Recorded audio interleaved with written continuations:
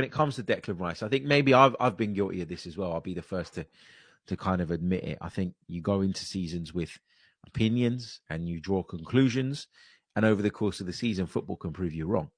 And that's again one of the brilliant things about this sport and why we all love it. But I think maybe at times when it comes to Declan Rice, I've spent too much time focusing on what he can't do rather than really kind of championing what he can do. And in terms of what he can't do, I don't think, for instance, he's as good a ball progressor from the sixth position as Partey is. I don't think he's as good at reading the game from that sixth position as Thomas Partey is. But maybe you should look at it from a different angle. He eats up ground better than anybody else. He's more mobile than pretty much anybody in our team. And that mobility means that if your reading is slightly off, you get away with it because you more often than not get there before anyone else. You've got that physicality, that power to dominate.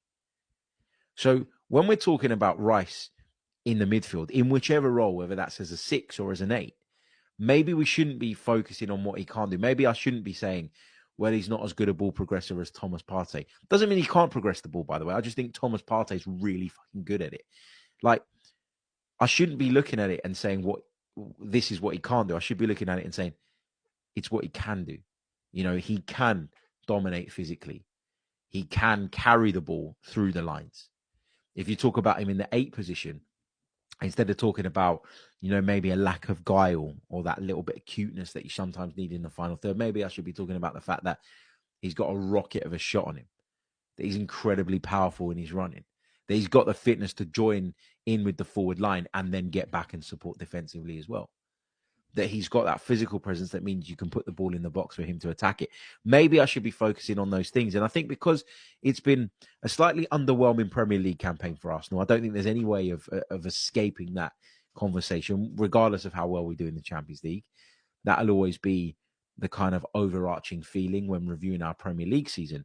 But maybe because of that, because of some of the talk, because of some of the negativity, the doom and gloom chat, you naturally fall into this trap of looking at negatives first. And Declan Rice gave everybody a real reminder of what a top talent and what a top player he is against Real Madrid the other night. His all-round game was fantastic, and then he produces 2 worldies like that.